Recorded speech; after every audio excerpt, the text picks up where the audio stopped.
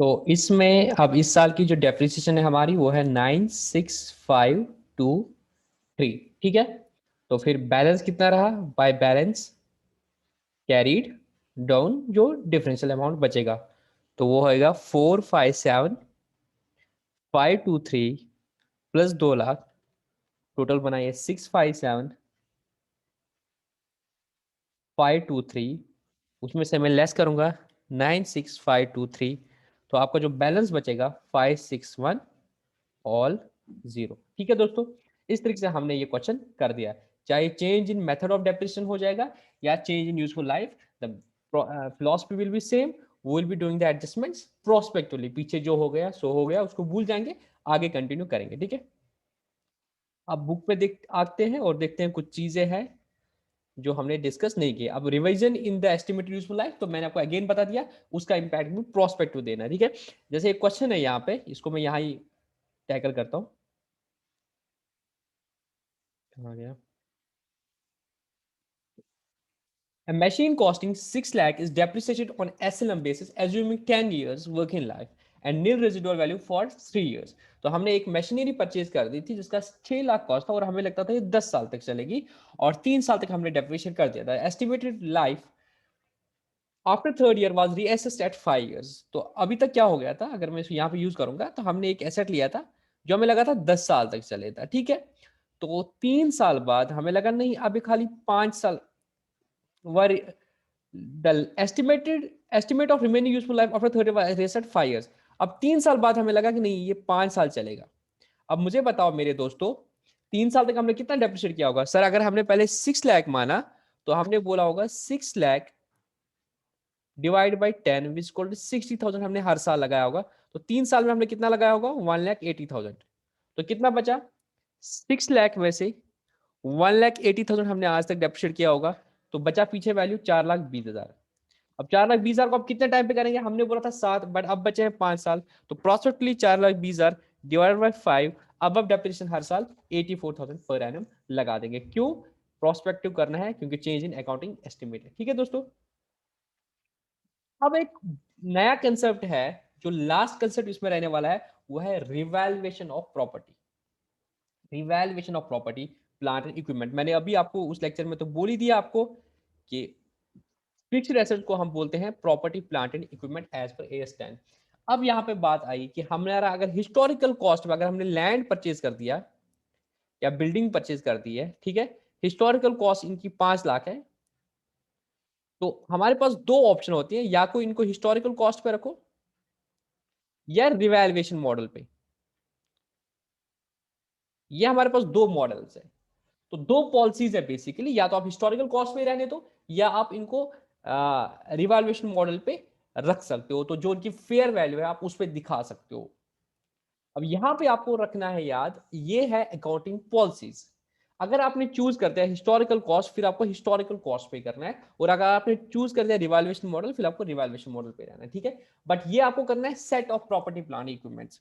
जैसे अगर आपकी प्लांट एंड मशीनरी और आपने बोला कि इस पे प्लांट एंड मशीनरी पे हमें हिस्टोरिकल वैल्यू पे करेंगे, तो इनको हिस्टोरिकल कॉस्ट पे करना। आप ऐसा बोल सकते हो कि बिल्डिंग को हम फेयर वैल्यू पे करेंगे, प्लांट एंड मशीनरी को हिस्टोरिकल कॉस्ट पे, बिल्कुल कर सकते हैं। बट एक सेट ऑफ पीपी को अगर आपने हिस्टोरिकल किया, तो उसमें जितने भी पीपीज है तो उनको हिस्टोरिकल पे करना है। ऐसा नहीं है कि आप एक बिल्डिंग को तो करोगे रिवैल्यूएशन मॉडल पे, दूसरे बिल्डिंग को करोगे हिस्टोरिकल कॉस्ट पे। नहीं, अगर बिल्डिंग्स है and you decided that you will be revaluing them on the you'll be valuing them on the revaluation model, then you have to do it for all the buildings। ठीक है। अब यहाँ पे बहुत इंपॉर्टेंट चीज जो आपको जाननी है कि रिवैल्यूएशन में अगर आपको प्रॉफिट हुआ तब क्या करेंगे। ठीक है।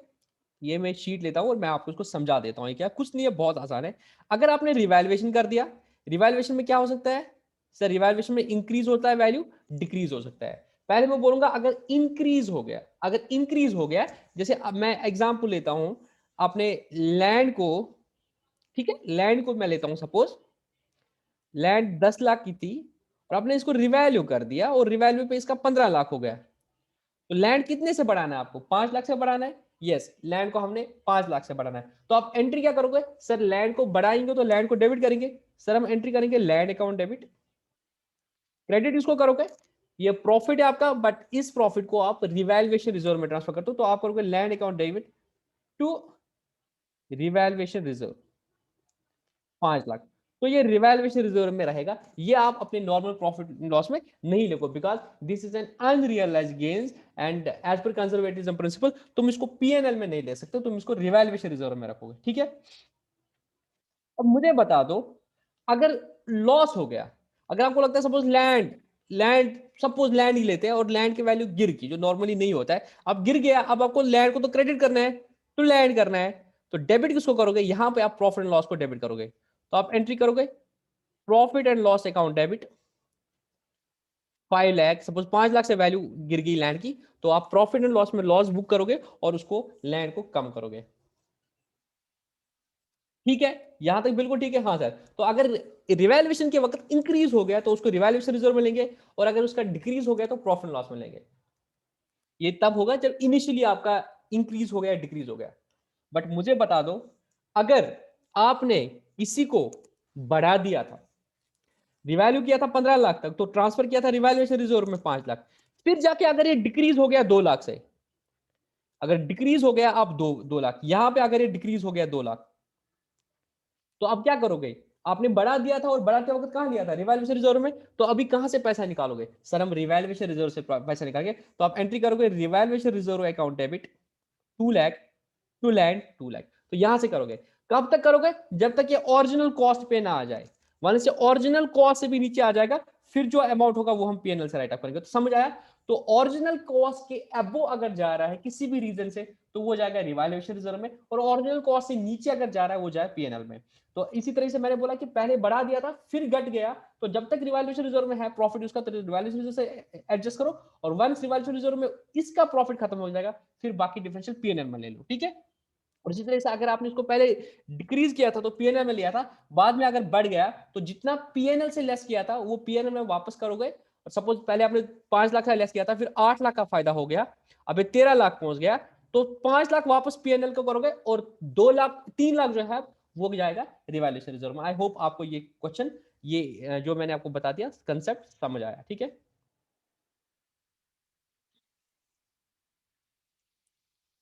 अब देखो, a machine costing 10 lakh is depreciated SLM assuming 10 years working life and zero residual value for 3 years। अगर आपने एक मशीन को परचेज कर दिया जिसकी कॉस्ट 12 लाख थी, आपने इसको डेप्रिशिएट कर दिया एसएलएम बेसिस पे, और उसकी जीरो रेजिडुअल वैल्यू थी for 3 years, at the end of the third year the machine was revalued upward bye 60,000, अब आपने इसको 60,000 बढ़ा दिया। अब मुझे बता दो, और रिमेनिंग लाइफ आपने एसेस कर दी 9, तो अब डेप्रिसिएशन कितनी लगाओ, तो अगर 12 लाख था तो आपने 1,20,000 हर साल किया होगा, इंटू 3 कितना हुआ, 3,60,000 माइनस 12 लाख, अब कितना बचा है 8,40,000, अब रिवैल्यूएशन ऐड कर दिया कितना होगा, 60,000 करके कितना होगा 9 लाख हो गया। तो 9 लाख जब वैल्यू होगी डिवाइड बाई 9 इक्वल टू 90,000 का डेप्रिसिएशन हो जाएगा। बट यहाँ पे जो दूसरी चीज इंपॉर्टेंट है मेरे दोस्तों, ये देखो, जब आपने इसको रिवैल्यू कर दिया मेरे दोस्तों, 8,40,000 था, जब आपने इसको रिवैल्यू कर दिया तो 60,000 से आपने बढ़ा दिया इसको, अब वैल्यू इसकी 9 लाख कर दी। बट यहाँ पे जो था 60,000 रिवैल्यूएशन रिजर्व में जाएगा, क्यों, डेप्रिसिएशन खर्चा अलग है, रिवैल्यू करना इज डिफरेंट। आप नहीं बोलोगे इधर ओरिजिनल कॉस्ट, यहाँ आप ओरिजिनल कॉस्ट नहीं बोलोगे, तो यहाँ पर एंट्री करोगे रिवैल्यूएशन रिजर्व अकाउंट को क्रेडिट करोगे 60,000 से, और एसेट को डेबिट करोगे 60,000। फिर जो इस 60,000 का एलोकेबल, अब कितना साल बचा है इसका, 9 साल बचे हैं, तो 60,000 डिवाइड बाई 9 जो है, ये 6,666 जो है, अभी 9 साल है, तो 6,667 जो है ये रिवैल्यूएशन रिजर्व से आएगा इसका डेप्रिसिएशन, और बाकी का डेप्रिसिएशन पीएनएल से जाएगा। तो ऐसा नहीं है कि आप 60,000 को पूरा एसेट में लोगे और फिर 60,000 का 1 लाख का खर्चा जो है, 1 लाख का खर्चा आप पीएनएल से लोगे, ऐसा नहीं है। पीएनएल से नॉर्मल डेप्रिसिएशन वाला जाएगा, और ये जो 666 है ये आपका रिवैल्यूएशन रिजर्व से आएगा, क्योंकि उसको खत्म करना है over the useful life of the asset. I hope आपको समझ आया होगा ये चीज, ठीक है। आई होप आपको ये चीज समझ आ गई। तो अब मैंने एक बार नीचे आके मैंने देखना है कि कुछ चीजें मैंने आपको मत छोड़ी, अगर छोड़ी होगी तो हम उनको कवर करेंगे, ठीक है। ये इंपॉर्टेंट चीजें थे जहां पे आपको क्वेश्चंस आ सकते हैं। अब देखेंगे एक बार, अंडरस्टैंड द मीनिंग और नेचर ऑफ डेप्रिसिएशन, ये हमने कवर कर दिया। Understand how to determine the amount of depreciation from the total value of plant, property, and equipment and its useful life. Understand the various methods of depreciation and learn advantages and disadvantages of such methods. Understand how to calculate the amount of profit or loss resulting from sale oblique disposal of property, plant, and equipment. Familiar ये भी हमने कर दिया. Familiar with account treatment for change in method of depreciation from SLM to, ये भी हमने कर दिया. Familiar with accounting treatment for change in estimated useful life and residual value of property. तो जो भी कंसेप्ट थे इस लेक्चर में वो हमने सारे कवर कर दिए. मैंने कुछ इंपॉर्टेंट चीजें आपको बोलनी थी वो मैं आपको बता दूंगा. हालांकि एग्जामिनेशन पॉइंट ऑफ इंपॉर्टेंट नहीं है, बट क्योंकि आप कभी कभी बुक को खुद से पढ़ते हो और वहां पे आपको ये डर लगेगा कि सर ने ये चीज हमें नहीं करा लिया. Depreciation on components of assets, इसका कंसेप्ट क्या है? ये मैंने AS10 जो आपको बोला प्रॉपर्टी, प्लांट, इक्विपमेंट, इसमें कंसेप्ट आया एक कंपोनेंट बेस्ड अकाउंटिंग. क्या है? Component based accounting. तो ये बोलता है कि अगर आपने एक फिक्स्ड एसेट परचेज कर दिया, उसके अलग अलग कंपोनेंट्स को आप आइडेंटिफाई कर सकते हो, उनकी अलग अलग यूजफुल लाइफ है, अलग अलग कॉस्ट है, तो आप कंपोनेंट्स की अकाउंटिंग कर सकते हो. आप कंपोनेंट्स की अकाउंटिंग कर सकते हो. एग्जाम्पल है, अगर मैं आपको एयरक्राफ्ट की बात करता हूं, उसके दो हिस्से होते हैं. एक उसकी बॉडी होती है और उसके इंजन्स होते हैं. ठीक है.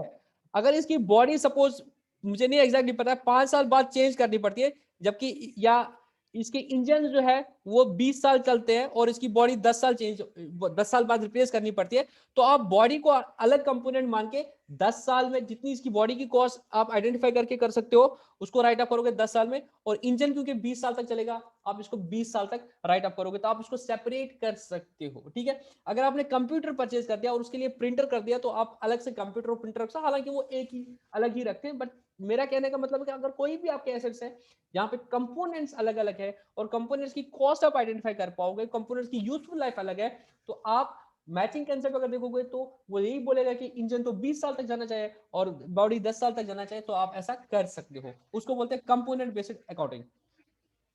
Here it's important to note that a part of plant, property and equipment to be identified as a separate component should have both, that is significant cost. यानी छोटा मोटा अमाउंट हो सेपरेट है तो तुम उसको करोगे नहीं. It should have a significant cost when compared to the overall cost of the item. मतलब अगर इंजन और एयरक्राफ्ट की बात अगर मैं करूंगा, ये 5 करोड़ में आ रहा है, तो ऐसा होना चाहिए 2 करोड़ का बॉडी हो और 3 करोड़ का इंजन हो. ऐसा नहीं है कि ये 4.5 करोड़ का और ये आधे करोड़ का ही हो. तो that doesn't make a sense. It should be significant.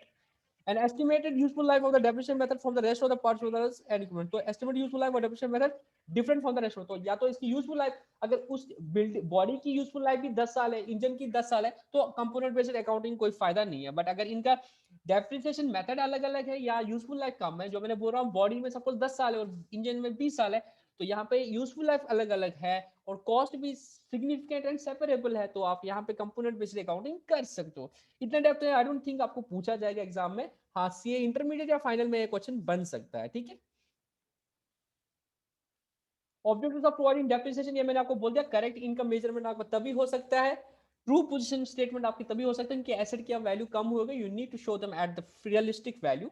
And the third thing is funds for replacement. ये मैंने आपको वो ऑटो वाले की एग्जांपल बोल दी थी. अगर वो सारे पैसों के बारबेक्यू नहीं खाता, कुछ पैसे सेव कर लेता, he could have been in a position कि वो 5 साल बाद या 10 साल बाद एक नया ऑटो खरीदता. Asset of the true cost of the production. अगर गुड्स को प्रोड्यूस कर रहे हो, वहां पे भी डेप्रिसिएशन निकालना पड़ेगा. डेप्रिसिएशन खर्चा जितना होगा उसको कॉस्ट ऑफ प्रोडक्ट में ऐड करने के लिए करना पड़ेगा ऐड. फैक्ट्री का जहन रखो, फैक्ट्री में मशीनरी है और उस मशीनरी जो गुड्स आप बनाते हो, अगर मैं कैलकुलेटर बना रहा हूँ with the help of the machines या फोन बना रहा हूँ with the help of the machines, तो जो मशीन जो इन्वॉल्व हो गए, दैट शुड उनका डेप्रिसिएशन भी पार्ट ऑफ द प्रोडक्ट्स में ऐड होना चाहिए, तभी मैं true cost of the product में अराइव कर सकता हूँ. But the depreciation is the non cash expenditure. ठीक है. फैक्टर्स मैंने आपको ऑलरेडी डिस्कस कर दिया. हिस्टोरिकल कॉस्ट मैंने आपको बता दिया क्या होता है, cost of asset, useful life, scrap value, depreciable amount और फॉर्मूला मैंने आपको बता दिया क्या होता है. उसके बाद हमारे methods of providing depreciation, straight line method, diminishing method and the units of production method, ये भी हमने ऑलरेडी डिस्कस कर दिया. ये दूसरी फॉर्मूला मैंने अलग से दिखा दिया, 1 minus n raise for 1 minus n residual value divide by cost कैसे आएगा, ये भी मैंने आपको दिखा दिया. ठीक है. अलग से मैंने how to calculate the nth root of any number, तो वो भी मैंने आपको दिखा दिया था. स्ट्रेट लाइन मेथड में डेप्रिसिएशन कैसे करते हैं, तो हमारे पास दो तरीके होते हैं, या तो हम करते हैं depreciation account debit to asset, या हम करते हैं depreciation account debit to asset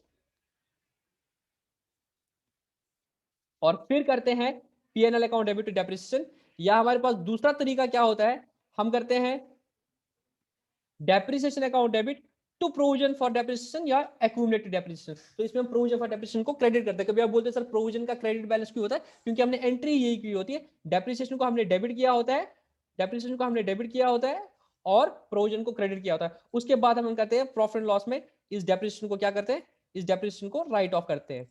profit and loss में फिर इस डेप्रिसिएशन को हम क्या करते हैं, राइट ऑफ करते हैं। तो इस तरह से डेप्रिसिएशन डेबिट, डेप्रिसिएशन क्रेडिट खत्म, प्रॉफिट में खर्चा गया और प्रोविजन फॉर डेप्रिसिएशन का आपका एक क्रेडिट बैलेंस आता है। और फिर हम क्या दिखाते हैं, एक तरफ से बैलेंस शीट में आपके एसेट्स दिखाते हैं 10 लाख के और लेस करते हैं प्रोविजन फॉर डेप्रिसिएशन 1 लाख का, तो बैलेंस फिर 9 लाख आता है। यहाँ पे एसेट ओरिजिनल कॉस्ट पे दिखता है, हिस्टोरिकल कॉस्ट पे रहता है और एक्यूमुलेटेड डेप्रिसिएशन अलग से होता है। आपने कहीं देखा होगा historical cost less accumulated depreciation, वो ऐसे आता है आपने प्रोविजन फॉर डेप्रिसिएशन या एक्यूमुलेटेड डेप्रिसिएशन किया होता है, तो उसका क्रेडिट बैलेंस होता है और प्रेजेंटेशन के लिए हम एसेट साइड में उनको लेस करते हैं। कंपनीज में भी हम यही करते हैं, शेड्यूल्स में फिर नोट्स टू अकाउंट्स में हम दिखाते हैं एसेट्स की हिस्टोरिकल कॉस्ट लेस उनका क्या बोलते हैं इनका जो अभी तक एक्यूमुलेटेड डेप्रिसिएशन। तो ये दोनों तरीके हैं। बाकी जितने भी क्वेश्चन थे मेरे दोस्तों वो हमने सारे कर दिए। अब आप लोगों को होमवर्क क्या है, मेरी क्लास का आपको तभी फायदा है जब जो क्वेश्चन नीचे दिए हैं वो आपको करने पड़ेंगे। और ये जो आपको स्टेट वेदर ट्रू और फॉल्स, प्लीज ये सारे क्वेश्चंस कर लो। कोई भी डाउट होगा आप मुझे ग्रुप में पूछ सकते हो, डिस्क्रिप्शन में मेरा नंबर है। अगर आप जब भी ये देख रहे हो आप व्हाट्सएप ग्रुप में ऐड होना चाहते हो तो आप मुझे मैसेज कर देना कि सर हमें ग्रुप में ऐड करा दीजिएगा, मैं आपको ग्रुप में ऐड करा दूंगा। ये जितने भी क्वेश्चन है प्लीज ये आप कर लो, तभी फायदा है आपका इन लेक्चर से। और जितने भी ये क्वेश्चन है एमसीक्यूज वो प्लीज कर दो और जो भी डाउट होगा मुझे पूछ लेना। इस तरीके से हमने डेप्रिसिएशन वाले चैप्टर को कंप्लीट कर दिया। हमारा डेप्रिसिएशन वाला चैप्टर कंप्लीट हो गया और नए लेक्चर जो अब हमारा होगा वो इन्वेंट्रीज कंप्लीट हो जाएगा। और उसके बाद जब इन्वेंट्रीज कंप्लीट हो तो आप लगा लो अराउंड 40 मार्क्स हमारे आसानी से कंप्लीट हो जाएंगी अकाउंटेंसी के। और नंबर ऑफ लेक्चर्स अराउंड 25 जाएंगे, तो 25 लेक्चर्स में हमारे 40% ऑफ द सिलेबस कंप्लीट हो गया, मतलब पास मार्क्स हमारे कंप्लीट हो जाएंगे। हमने तो 100% अटेम्प्ट करना है और 100% मार्क्स ही लाने, बट अभी मैं इतना बताऊं विद इन 25 लेक्चर्स हमारे 40 मार्क्स कवर हो गए। ठीक है, तो मिलते हैं नेक्स्ट लेक्चर में जिसमें हम डेप्रिसिएशन के बाद इन्वेंट्री वाला टॉपिक जो है वो कवर करेंगे।